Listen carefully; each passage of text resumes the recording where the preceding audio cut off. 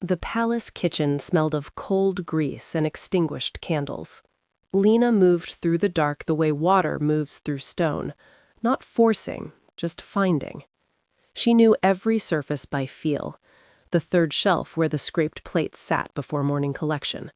The bin nearest the east wall where waste accumulated between rounds. She knew the kitchen boy did his final check at midnight and slept like the dead until dawn. She had learned the timing months ago. She had learned everything she needed to survive. The plate was nearly clean, someone's discarded supper, cold rice packed to the edges, a heel of bread going stiff. She ate standing up with her back to the door, quickly, without tasting. She had learned not to taste it. Tasting made it harder. She was halfway through when she heard them. Footsteps. Heavy. Unhurried. Coming from the corridor that no one used after dark. Her hand moved before her mind did, the plate swinging behind her back in one fluid, practiced motion, her spine straightening, her face arranging itself into the blankness she had spent 3 years perfecting. She turned. King Michael filled the doorway. Road dust still on his shoulders, jaw unshaved, eyes that should have been exhausted from a border campaign but were not. They were moving. Across her face, down to her arm, the one behind her back, then to the dress that had once fit her properly and now hung from her collarbones like cloth draped over a chair. The silence lasted 3 seconds. It felt like a season. He crossed the room, stopped in front of her, close enough that she could see the dust creasing the lines at the corners of his eyes. He held out his hand, palm up, open, not grabbing, not demanding, waiting. Show me. It's nothing, Your Majesty. He didn't move, didn't look away, just waited with the particular patience of a man who had already decided he would stand there all night if that was what it required. Her fingers opened. Cold rice, a scrap of bread, barely enough to call a meal. He looked at it for a long time. Long enough that she had to press her teeth together to keep her chin from trembling. She would not cry in front of him. She would not give this moment that. How long? She said nothing. Lena. Her name. Not girl, not Omega, not you there. Her actual name, in his actual voice. And something cracked open in the center of her chest so suddenly she almost made a sound. How long? He said again, quieter this time, which was somehow worse. Months, she whispered. He looked up from the scraps in her hand. His face had changed. Not with pity. She knew pity. She could survive pity. This was something colder and more permanent. The expression of a man realizing the floor of a room he thought he knew had been hollow the entire time. How many months? Your Majesty. How many? She kept her eyes down. Since autumn, she said. The word landed in the quiet kitchen like a stone dropped into still water. Autumn. 4 months ago. 4 months of cold plates and waste bins and learning not to taste it, while he had been writing his borders, governing his territories, telling himself his house was in order. He was smarter than she had hoped. She could see him doing it, the slate shift behind his eyes, the almost imperceptible tightening of his jaw. He knew she had answered the smallest possible version of his question. He knew she was protecting someone. And he was, for now, letting her. My table, he said. Tomorrow evening, you will sit and you will eat, and you will not ration yourself. He folded her fingers closed around the scraps still in her palm, gently, as though they were something worth keeping. That is not a request. He walked out of the kitchen without another word. She stood in the dark for a long time after his footsteps faded. Her hands were shaking, not from fear, not from cold, from something she did not have a safe name for yet, something that felt terrifyingly close to hope. She pressed her fist against her sternum and made herself breathe. Don't, she told herself. Don't you dare. But she had spent 3 years learning which sounds meant which movements in this palace, and the footsteps she heard 10 minutes later, the ones that stopped outside the Queen Regent's sitting room, the low voices that followed, the particular silence that came after the door closed, told her everything she needed to know. Michael had gone straight from the kitchen to his mother, and the Queen Regent did not sound pleased. Lena lay rigid on her narrow cot while the palace slept around her.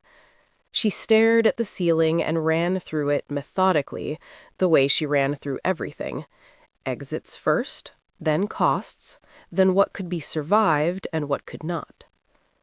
The king had seen her, had said her name like it belonged to a person, had folded her fingers around cold rice as though it were something worth keeping, and told her to come to his table. She pressed the back of her mouth against her hand. Don't, she told herself again. She had been in this palace 3 years. She understood precisely how it worked. Who held power, who enforced it, who paid the price when the two came into conflict. She had survived by understanding this completely and wanting nothing that required her to forget it. The ceiling offered no advice. She did not sleep. The private dining room was the most frightening place Lena had ever been asked to sit. Not because of the candelabras burning low over polished silverware, not because of the portraits of dead kings watching from paneled walls, not even because of the table set for 2 in a room designed for 20. It was frightening because of the food. Enough for 6 people, maybe 8. Dishes she hadn't seen up close in 3 years. Roasted meat still steaming, soft bread that hadn't gone stiff, vegetables glistening from the pan rather than scraped from someone else's discarded plate. She sat with her spine perfectly straight. She took the smallest possible portions. Michael said nothing. He served himself. He ate. He did not watch her, or at least he was careful enough that she couldn't catch him doing it. She felt it anyway. She was halfway through her measured, careful, humiliating performance of not being hungry when he reached across the table without looking at her and slid a second dish to her side. She looked at the dish. Looked at him. "You don't have to ration here," he said. She set her fork down. It happened before she could stop it. Her eyes filled, sudden and treacherous. 3 years of cold rice and practiced blankness rising in her throat all at once. She blinked. Hard. Once. Picked the fork back up. He looked away. Not at the window, not at his plate, just away. Turning his face slightly to the side, giving her the darkness to feel it in, giving her the privacy of her own undoing as though it were the most natural thing in the world. That was what broke her open. Not the food, not the invitation, not even the name said like it belonged to someone. That small, deliberate, wordless grace, the looking away. She ate the second dish. She did not taste it either, but for an entirely different reason. When the meal ended, she rose to leave, and her eyes caught the desk near the window. A ledger lying open, columns of household records, words she recognized from months of secret study in emptied rooms. Her gaze moved across the page without permission. Old habit. Hunger of a different kind. "Can you read?" She looked up. He was watching her now. "A little," she said carefully. "Your Majesty." He said nothing more. He did not close the ledger. She walked back to her quarters, turning that small detail over like a stone in her palm, the open ledger, the not closing of it. She was so occupied with not letting herself feel hopeful that she almost didn't notice. Almost. Her workload for tomorrow was posted on the servants' board outside the Omega quarters. She stopped in front of it and read it twice. 3 times the usual assignments: the East Corridor, the West Gallery, the Outer Courtyard. Tasks that would take until well past midnight to complete, assigned in the Queen Regent's own precise handwriting. Effective, immediately. Lena stood in the corridor for a long moment. The other Omega's doors were closed. No witnesses. No one to see her press her hand flat against the wall to steady herself. The Queen Regent knew about the dinner. Of course she knew. She knew everything that moved inside these walls. She had built the walls. Above her, through 2 floors of stone and silence, the Queen Regent's door closed with a soft, final click, like a lock turning. The Queen Regent did not rage. She did not confront. She simply adjusted the architecture. Within 3 days of the first dinner, Lena's assignments had been restructured to begin before dawn and end well past the hour when the private dining room fell quiet.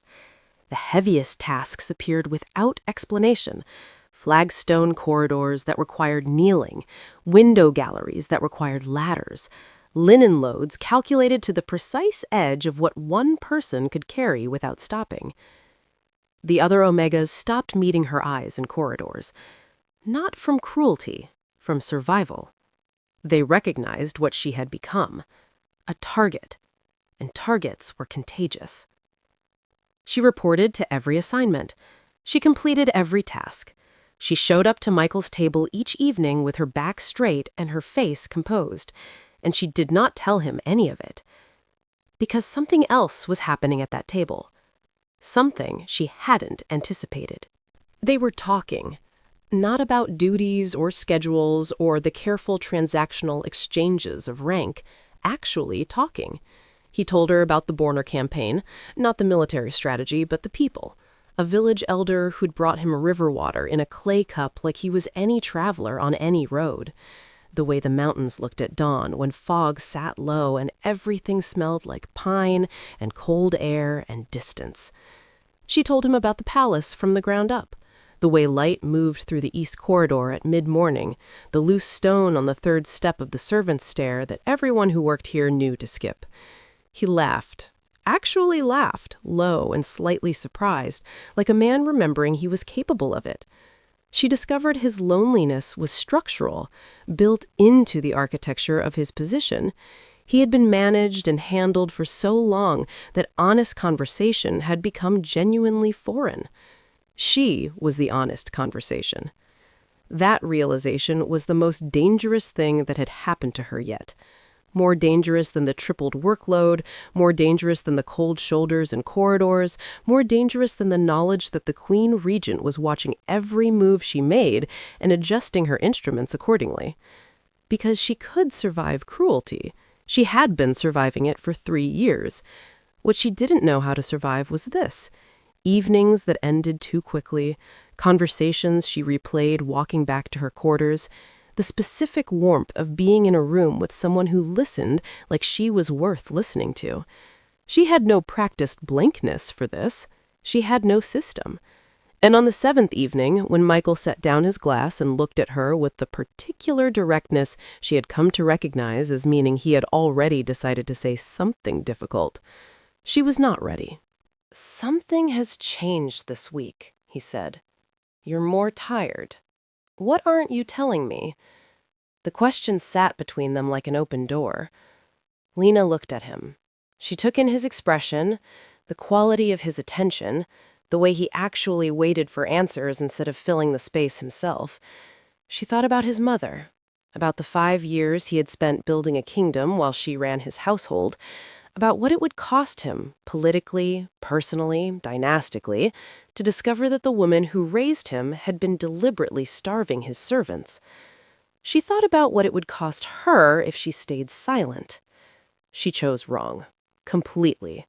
Knowingly. "I am adjusting to the new responsibilities," she said. "It takes time." She held his gaze while she said it. 3 years of practiced blankness deployed against the one person who had ever looked away so she could feel things privately. He knew. She saw him know. The slight stillness that moved through him, the almost imperceptible pause before he nodded and returned to his glass. Neither of them named it. Neither of them broke the careful surface of it. She walked back to her quarters carrying the weight of every day she had just condemned herself to, the weeks of impossible hours in cold corridors and isolation that a single honest sentence could have ended. She told herself she had made the right choice, that protecting him from this fracture was worth it.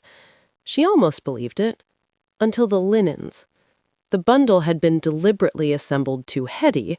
She understood that now, the way she understood everything the Queen Regent did, in retrospect, with exhausted clarity. She made it to the third-floor corridor before her knees buckled. She caught the wall.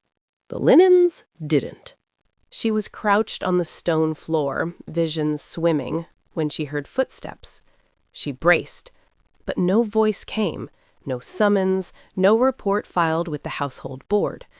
Instead, a pair of worn kitchen shoes appeared beside her, and two hands gathered the far end of the linen pile, without a word spoken or a question asked.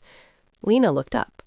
A kitchen maid, young, dark eyes that saw everything and gave nothing away. The expression of someone who had learned, as Lena had learned, that visibility had a price, and silence was its own form of power. They carried the load together to the end of the corridor in complete silence. When they set it down, the girl looked at Lena, steady, brief, communicating something that had no safe name in this palace. Then she walked back the way she'd come. Lena didn't know her name. She found out 3 days later. Not by asking. Asking meant acknowledging a debt, and debts in this palace had a way of becoming instruments. She found out the way she found out most things, by listening. A cook calling across the kitchen in the early morning, irritable and distracted, not caring who heard. Scylla, where is Scylla? She filed it away. That same evening, returning her serving cloth to the kitchen rack, she passed close enough to the east shelf to see it. A heel of bread, still warm, set precisely where the scraped plate sat before morning collection, where someone who knew the kitchen's rhythms would look, where someone who ate standing up with their back to the door would find it without having to search. She stood looking at it for a moment. She picked it up. She did not eat it quickly this time.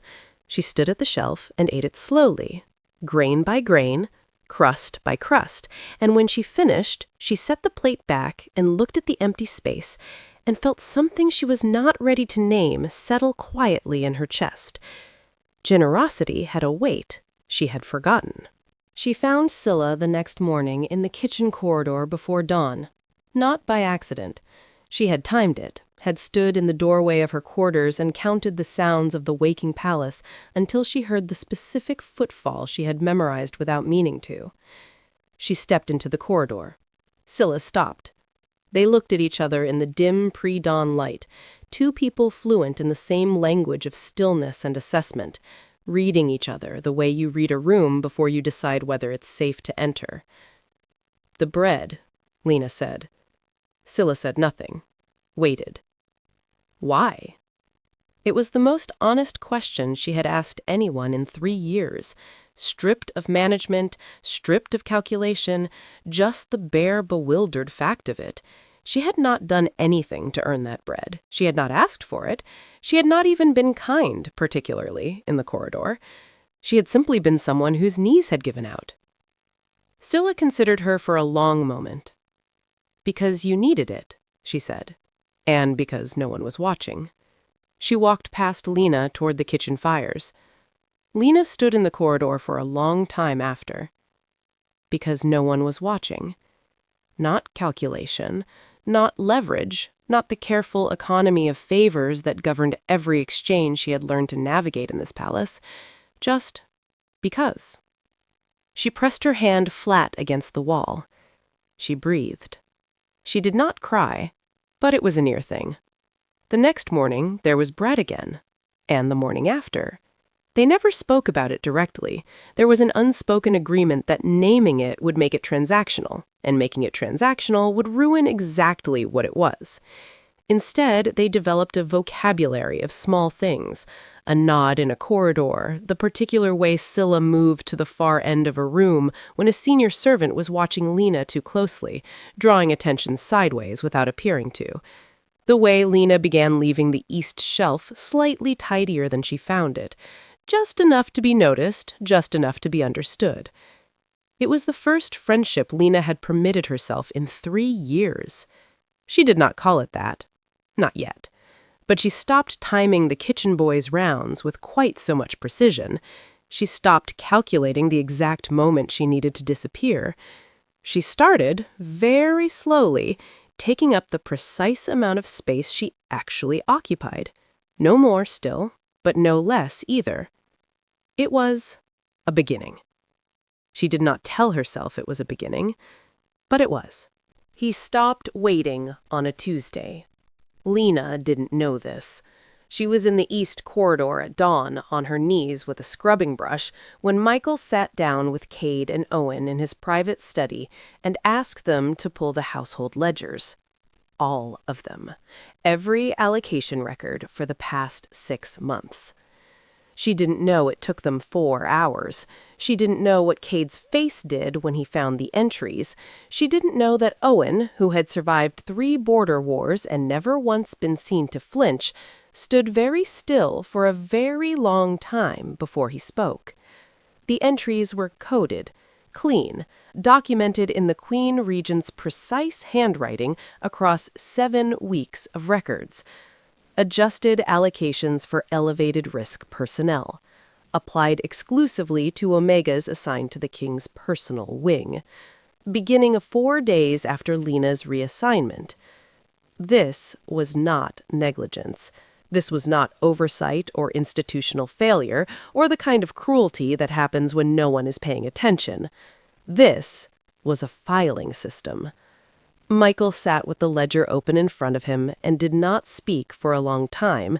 Cade and Owen waited. They had learned in years of service when silence required company and when it required space. This required space. He thought about the kitchen, the hand behind her, the dress that no longer fit, the way she had answered months and then stopped, giving him the smallest possible version of the truth, protecting someone she would not name. He thought about 5 years of border campaigns and delegated management and telling himself the house was in order because no one had ever shown him otherwise. He closed the ledger. "Where is my mother?" He went to her directly. The Queen Regent was in her sitting room, correspondence arranged before her, the composed efficiency of a woman for whom every hour had its correct occupation. She looked up when he entered. She read his expression. She did not seem surprised. "You've seen the ledgers," she said. "You were starving her." She set down her pen with the patience of someone correcting a minor misunderstanding. "I was managing a distraction before it became a disruption. She was assigned to your personal wing, and you began showing her marked attention within a week. I was protecting the stability of your court. You were starving her," he said again, quieter this time. She looked at him steadily. "I was maintaining order, which is precisely what you delegated to me 5 years ago when you rode off to your wars. Do not arrive home now," she continued, her voice unchanged, "and pretend you did not benefit from everything I managed while you were gone. The court runs, the household functions, the staff knows their positions and performs them without incident. You have had the luxury of clean hands, Michael, because I was willing to do what clean hands require." The silence that followed was the most honest moment between them in years. She was not entirely wrong. He knew it. She knew he knew it. He had built a just kingdom beyond these walls and called himself a fair ruler, while delegating the interior to a woman whose methods he had chosen never to examine. He had benefited from her management without asking what management cost. That knowledge settled into him like cold water. Not rage. Something colder and more permanent. Reckoning. He went to Lena that evening. She was in her quarters when he knocked, sitting on her bed with the book he had given her open in her lap, though she hadn't been reading. She had been listening to the palace. She had heard his footsteps earlier, moving toward his mother's wing. She had been waiting since then, without letting herself know she was waiting. He came in and did not sit down. For the first time since the kitchen, she saw him without composure, something moving behind his eyes that he wasn't bothering to bank. "I know," he said simply. 2 words. She felt them land in her chest. "I didn't want to cause trouble," she said. "You were starving." "I was managing." His voice dropped to something quiet and irrevocable. "That is not managing. That is disappearing, and I will not watch you disappear." She looked at him for a long moment. Then she talked. All of it. The first week of reduced portions, so gradual she had almost convinced herself she was imagining it, the way the allocations shrank, the timing of the rounds she had learned, the months of cold bins and practice deficiency, and teaching herself not to taste things. The ledger entries she had found and recognized and said nothing about, because saying something meant naming the Queen Regent, and naming the Queen Regent meant becoming the fracture point, and she had not believed, not truly, not enough, that she was worth that particular earthquake. She talked until her voice went thin. Then she stopped. Michael hadn't moved, hadn't interrupted, hadn't looked away once. She felt lighter than she had in months, the specific, complicated relief of setting down something carried alone for so long, the weight had begun to feel like skin. He said nothing for a moment. Then he reached out and very carefully, very deliberately, tucked a strand of hair behind her ear. Just that, nothing more, and walked to the window, giving her the privacy of it, the same grace as the looking away, offered again, in a different room for a different kind of undoing. She pressed her hands flat against her thighs. She breathed. 3 days later, she arrived at their evening meal to find something new beside her plate. A household document, discarded, water-stained at one corner, covered in small, careful handwriting in the margins. Her handwriting. Words worked through alone in emptied rooms, traced by firelight, guessed at and corrected, and guessed again. He had found it in the ledger pile, recognized it, said nothing to anyone. Beside the document sat a book, simple cover, a history of wolf pack territories. "In case you wanted to continue," he said, not looking up. She picked it up. She was still holding it an hour later when she returned to her quarters and found a folded note slipped beneath her door. No signature, no seal. "He cannot protect you from what is already decided. The council meets in a fortnight. Your name is on the agenda." She read it twice. Then she sat on the edge of her bed and understood, with the cold clarity of someone who had spent 3 years reading the architecture of power in this palace, exactly what it meant. The Queen Regent had not been stopped by the ledger confrontation. She had simply moved to a larger room, a room with an audience, with tradition on its side, with the full weight of rank and hierarchy assembled in formal dress, ready to be reminded of the correct order of things. By morning, she had arrived at the only conclusion that felt honest. She found Michael in his study before breakfast. He looked up, and whatever he saw in her face made him set down his pen immediately. "I want to resign my position," she said. "I'll go quietly. I won't cause any further—" No. Not a pause, not a consideration. Just no, flat and immediate, like a door closing on a question that had already been answered. "Your Majesty, the council—" No. She pressed forward because she had rehearsed this, and if she stopped, she would lose her nerve entirely. "I am making everything harder. Your relationship with your mother, the court's stability, the investigation, all of it exists because of me.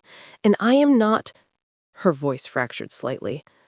"I am not worth this particular cost." He stood up. He crossed the room and stopped in front of her, not close enough to crowd, close enough to require her full attention. And when he spoke, his voice was the quietest she had ever heard it. You have spent months making yourself smaller so that other people could be more comfortable. He let that sit. I am asking you once. Take up space. Stay. His eyes held hers without flinching. Not for me. Stay for the girl who taught herself to read from discarded documents because she refused to believe this was all she was allowed to be. A pause. Stay for her. The book was in her hands. She hadn't realized she'd been holding it against her chest like a shield until this moment. This king, who had chosen comfortable inattention for 5 years, and then, when he finally looked, had refused to stop looking. Who had taken a document out of the ledger pile and said nothing to anyone. Who had slid a dish across a table and looked away so she could feel things privately. She looked at him for a long time. "I'm not going anywhere," she said. It was the bravest sentence she had ever spoken. The words sat in her mouth like something physical, heavy and irrevocable and terrifying and entirely, completely hers. She felt them leave her, and she did not take them back. Something shifted in his face, small, permanent. "Good," he said quietly. That was all. It was enough. That evening, she stayed past the meal. The fire burned low, and neither of them moved to add wood, and the room contracted around its warmth until the rest of the palace felt very far away. They weren't talking about the council or the investigation or what came next. They were talking about nothing that would matter to anyone else. The border village he kept returning to in memory. The way the East Corridor smelled after rain. The first word she had ever successfully decoded from a discarded ledger. "Allocation," she told him. 3 days on that one word. He laughed, that low surprise sound that she had catalogued without meaning to. The pyre popped. In the settling quiet, he reached over, without looking, and tucked a strand of hair behind her ear. Just that. Her breath caught audibly. Neither of them commented. "I'm not going anywhere," she said again. Quieter. Less declaration, more anchor, like she was saying it to herself as much as to him. He exhaled slowly, the particular exhale of someone releasing something held for a very long time. She kept her feet flat on the floor and did not lean closer, though every quiet thing in the room seemed to be suggesting she should. She walked back to her quarters at midnight with warm palms and the book held against her sternum and the absolute knowledge that she was in considerable trouble. She was right. She simply didn't yet know how specifically. 2 floors above her, in the Queen Regent's private sitting room, a fire was also burning. Lady Marin sat across the tea table, silk-dressed, sharp-eyed, with her hands folded and her expression arranged. "He won't let it go," Lady Marin said. "No," the Queen Regent agreed. "He won't." She set down her cup with the composed precision of a woman who had been right about everything for 30 years and saw no reason that record should change now. "Which means we stop asking him to do it privately." Lady Marin's eyes sharpened. "The formal dinner?" "Every alpha, every noble, every court member who has ever needed to understand where the boundaries of this kingdom are drawn." The Queen Regent folded her hands. "We seat the girl as a servant. We let the court see it. And then we wait. And if he corrects it publicly, he won't." The certainty was architectural, absolute. "I have known my son his entire life. When it comes to choosing between order and sentiment, he has never once chosen sentiment." The fire crackled between them. She had known him his entire life. She was wrong. The invitation arrived the following morning. Formal court dinner, attendance required, full ceremonial dress. Every alpha, every noble, every person in this palace who held a title or an opinion or a seat at the table that mattered. Lena's assignment was posted beneath it. Serving position, behind the king's chair. She read it once. She did not read it again. She understood the shape of it completely, the elegance of it even. The Queen Regent had built a room where Michael would have to choose between his mother and an omega in front of everyone whose judgment would outlast the evening. She had constructed it so that correcting the arrangement meant fracturing something publicly, visibly, at a table full of witnesses. She was certain he would not do it. She was offering him the easier door. Lena pressed her hand flat against the board and breathed. Then she went to find her serving uniform. She found Scylla in the kitchen that afternoon. Not looking for her specifically, she had told herself she wasn't, but the kitchen was on her route, and Scylla was at the east shelf, and their eyes met across the room before either of them could arrange their expressions into anything other than what they actually were. Scylla looked at her for a long moment. Then she crossed the kitchen and stopped beside her, close enough to speak quietly. "Tonight," Scylla said. It wasn't a question. "Tonight." Scylla's jaw tightened slightly, the small, controlled movement of someone absorbing something difficult and choosing not to perform the absorption. She looked at the shelf, looked back at Lena. "You're going to stand there," she said. Not an accusation. A reckoning. "Yes." "And if he doesn't, then I'll still be standing," Lena heard her own voice say it, level, certain, slightly surprising even to herself. "That's enough. It has to be enough." Scylla was quiet for a moment. "It's not," she said, "but I understand why you need it to be." That was all. No reassurance, no performance of confidence she didn't have, just the honest acknowledgement of someone who had also spent years deciding what was survivable and what was not, and learned the difference between the two. Lena looked at her. "Thank you," she said. "For the bread? For all of it." Scylla's expression shifted, something moving through it briefly, unguarded, before the stillness returned. "You would have done the same," she said. Lena thought about that for a long moment. "I don't know if I would have," she said honestly. "I think I was too busy surviving to see anyone else doing it." Scylla almost smiled. "Just the corner. Just enough." "That's why I did it first," she said. She went back to her work. Lena stood at the shelf for a moment longer.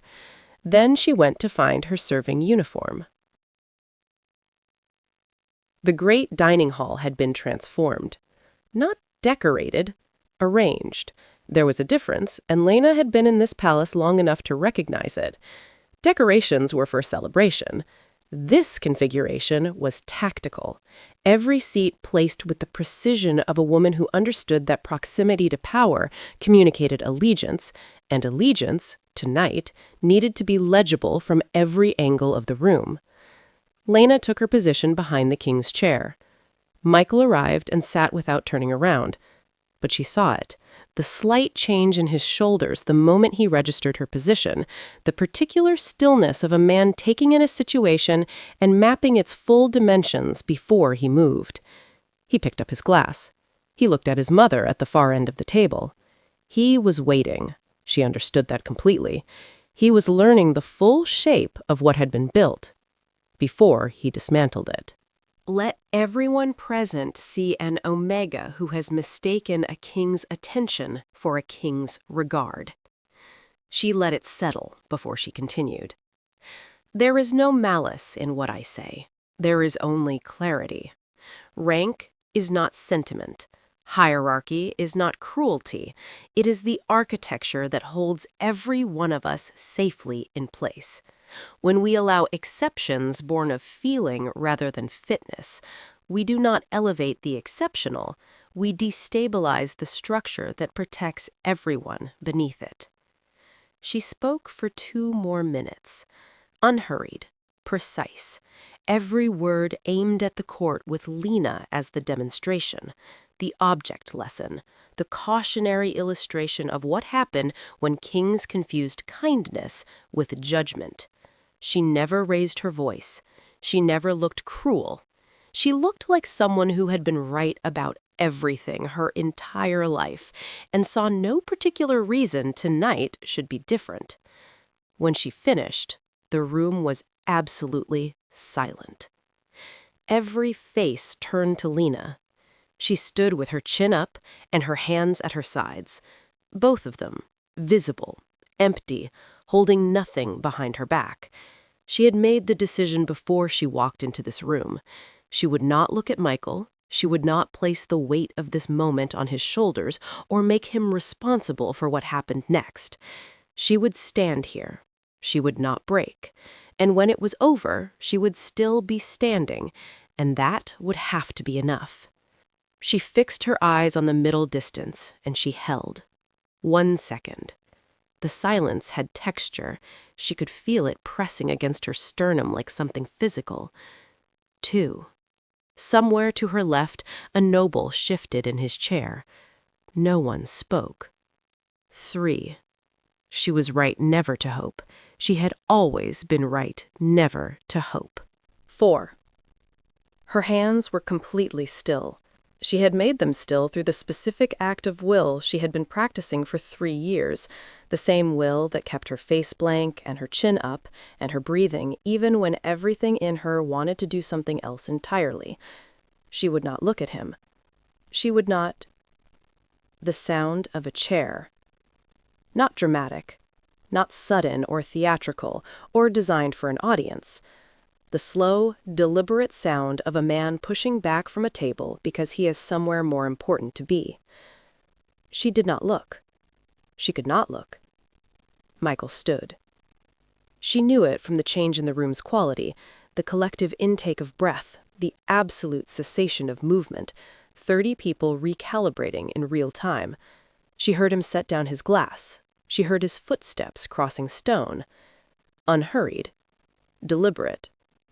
She heard the scrape of a chair being pulled out. "Her place," he said. His voice was so quiet that every person in the room leaned slightly forward to hear it. "Is where I say it is." She looked at him. 5 seconds of not looking, and now she looked because she could not do anything else. And he was standing beside the empty chair, the chair that had been empty since his father died, the chair that everyone in this room had spent years understanding the weight of. He was not performing. He was not making a speech or a declaration or a demonstration for the benefit of the assembled court. He was standing beside an empty chair, waiting for her to decide whether she believed him. "Sit down, Lena." She crossed the room. She sat down. Both hands on the table, flat, visible, hiding nothing at all. It happened the moment she settled. A sensation she had no name for, something snapping into place in her chest with the quiet finality of a decision already made, only now arriving. She felt him. Not his presence in the room, she had always felt that, had catalogued it without needing to over weeks of shared evenings and careful conversations. Something deeper, something that said, "mine," in a language older than rank or palace or the hierarchy that had spent months trying to make her disappear. She kept her hands flat on the table. She looked straight ahead. She breathed. She chose first. The bond followed. That order mattered. It would always matter. Not fated, chosen. Not compelled, earned. Through cold rice and open ledgers and 5 seconds of the most terrifying silence of her life. At the far end of the table, the Queen Regent stood. For the first time in every chapter of Lena's memory, something had shifted beneath her composure. Not rage. Rage would have been easier to witness. Not humiliation. Something older and quieter and sadder and either. She looked at her son across the full length of the table, and for one unguarded moment, her face held the expression of a woman who had just looked at someone she had known his entire life and found a stranger looking back. She left without a word. Lady Marin followed. The door closed. The court remained, utterly still, 30 people recalibrating everything they had understood about the king, the kingdom, and the Omega sitting in the Queen's chair with both hands on the table.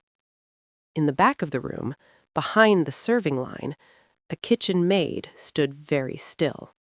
Scylla watched Lena's hands, both of them, flat on the table, holding nothing behind her back, nothing hidden, nothing managed or concealed or made smaller for someone else's comfort. She thought about the corridor, the linen pile on the stone floor, the pre-dawn conversation and the heel of bread, and "It's not enough, but I understand why you need it to be," and Lena's voice saying, "Then I'll still be standing," with that particular steadiness of someone who had decided in advance what they were made of. She had been right. Scylla straightened her spine, just slightly, just enough. No one noticed. No one was looking at the serving staff. No one ever was, which was, Scylla had come to understand, its own kind of freedom. She picked up her serving cloth and finished her work and walked back to the kitchens through the servants' corridor, alone, in the particular silence of someone who has just seen something they will spend the rest of their life measuring themselves against. Outside in the corridor, Lady Marin caught the Queen Regent's arm. "There are 3 council members who haven't declared. If we move tonight—" "Yes," the Queen Regent said, "tonight." The document was signed on a Thursday. Michael told her the night before, not as a courtesy, not as a warning. He set down his glass and looked at her directly and said, "I'd like you to be there." She understood what he was asking, not for witness. Cade and Owen would serve that function, for something harder to name. Presence. Hers specifically.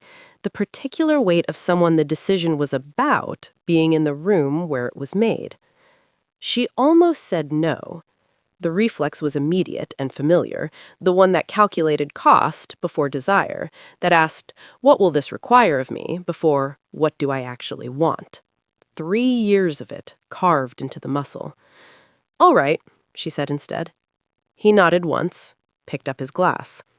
Neither of them made it larger than it was, but she lay rigid on her cot that night and stared at the ceiling and understood, with the particular clarity of someone who has spent years reading the architecture of power in dark corridors, that tomorrow she would be asked to stand in a room and simply exist in it, and that this was somehow the most difficult thing she had yet been asked to do.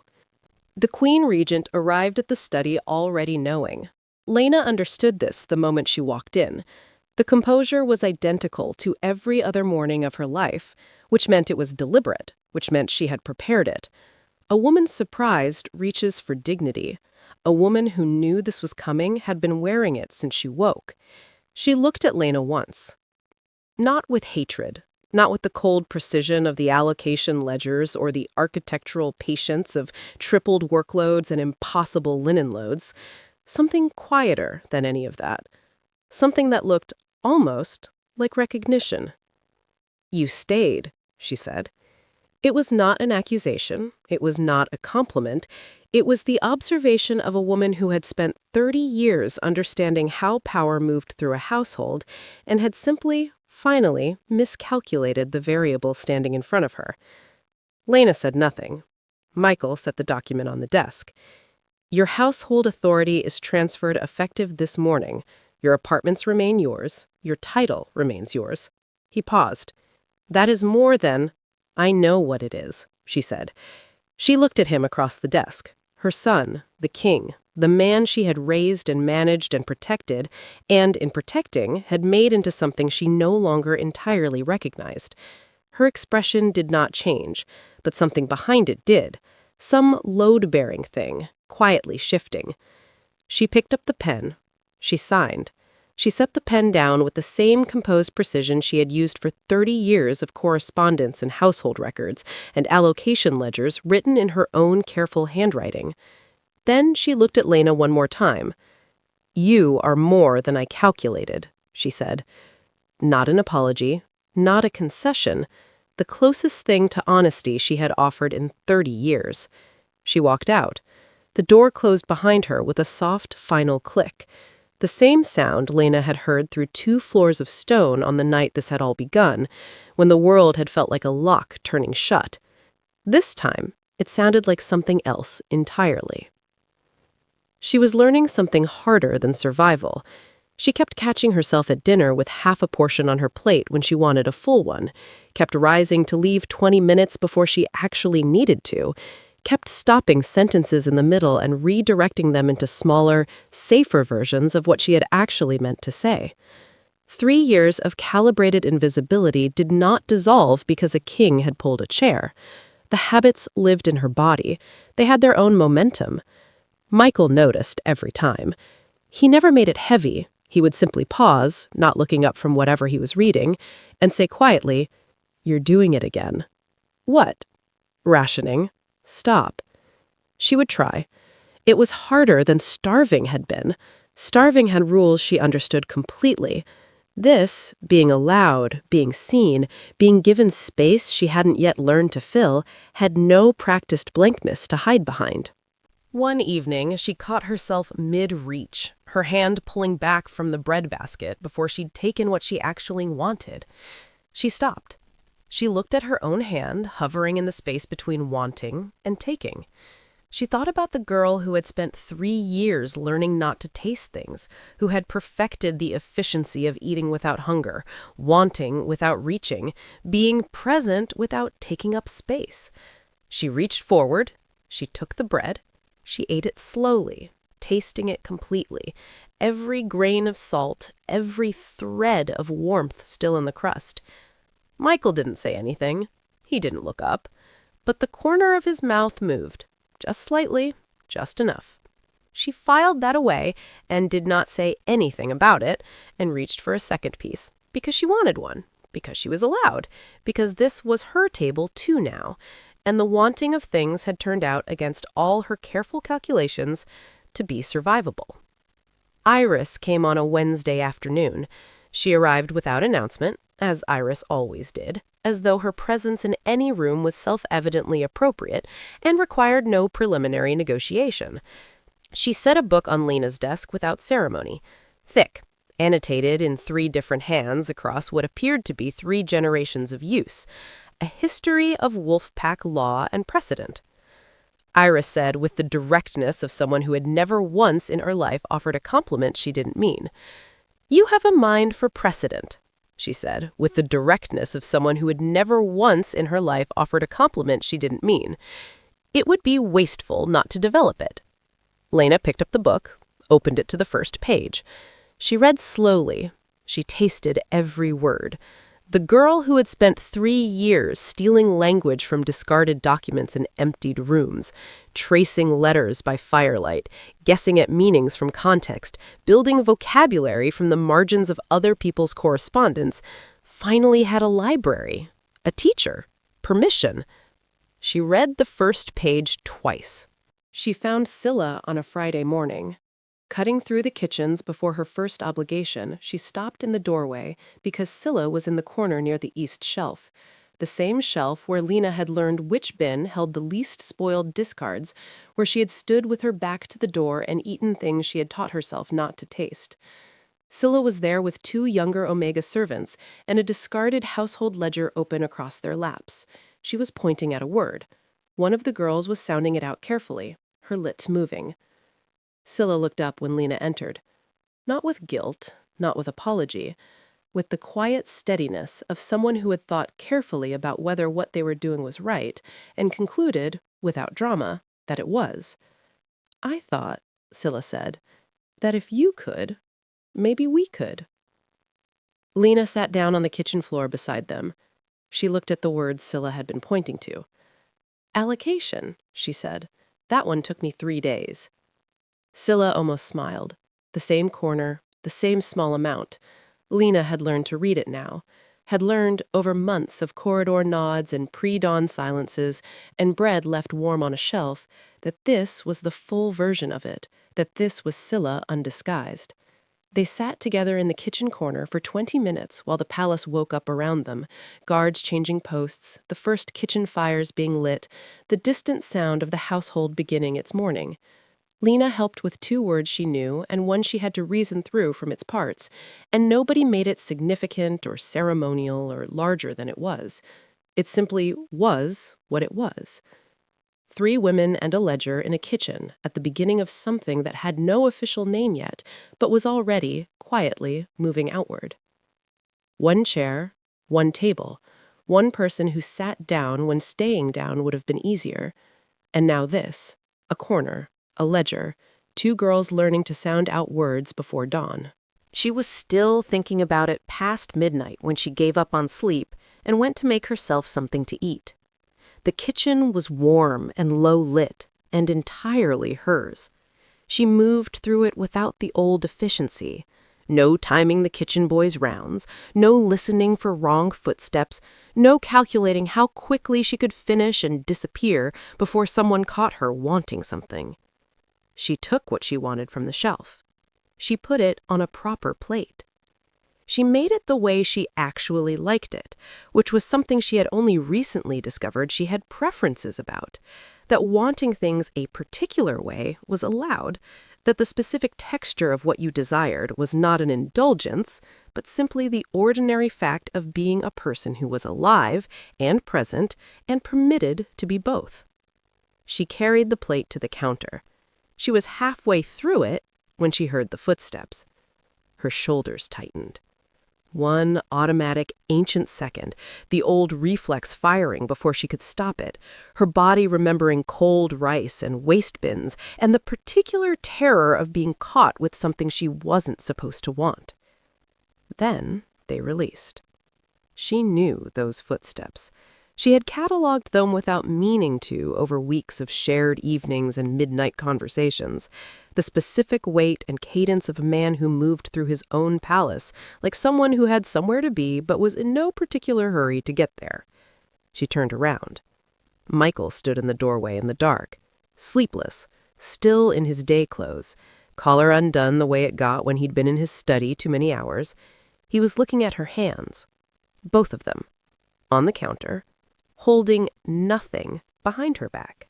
He looked at the plate, at her face, open and unguarded the way it only ever was when she had forgotten to protect herself, when the practiced blankness had gone offline and left just her, just Lena, standing in a warm kitchen at midnight with food she made because she was hungry and she was allowed. He crossed the room. He sat on the counter beside her without asking. She slid the plate between them without being asked. They ate together in the warm dark.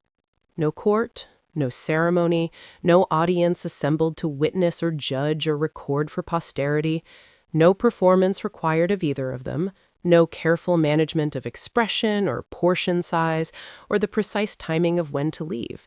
Just two people and a counter and a plate of food, and the particular comfortable silence of people who have said the difficult things and survived them. Shoulder to shoulder, unhurried. They talked about nothing that would matter to anyone else. The annotation in the 3rd chapter of her new law book, the one she disagreed with, had actually written a counter-argument for in the margin, in small, careful letters. He asked to see it. She told him he'd have to find it himself. He said that was unreasonable. She said he could take it up with Iris. He laughed, that low, surprised sound. She thought about the first time she'd heard it, the border village, the clay cup, the mountains at dawn, and how she had cataloged it then without understanding why. She understood now. She had been learning him the way she had learned the palace, by feel, in the dark, finding the surfaces that mattered. Outside the kitchen walls, the kingdom continued its complicated existence. There would be more councils, more politics, more work, real work, hard work, the unglamorous, ongoing labor of building something different from what had stood before. But that was tomorrow. Tonight, there was a warm kitchen and a full plate, and a king's shoulders solid against hers, and the quiet, extraordinary fact of being known, not managed, not handled, not tolerated or positioned or used as an object lesson in someone else's argument about the correct order of things. Known. She had spent so long learning to eat without tasting, to want without reaching, to be present without taking up space. Now she sat in a warm kitchen at midnight with a full plate and a king's shoulder against hers. She ate slowly, deliberately, with both hands on the table, hiding nothing at all. In the corner of the kitchen on the 3rd shelf near the east wall, the plate Scylla had left that first morning was gone. In its place, so small it would take someone looking closely to notice, was a word written in careful, unpracticed letters on the shelf's wooden edge. Enough. Lena saw it when she carried her plate to the basin. She stood looking at it for a moment. This word, written in a hand she recognized, left in the exact place where survival had once required her to stand with her back to the door and eat things she had learned not to taste.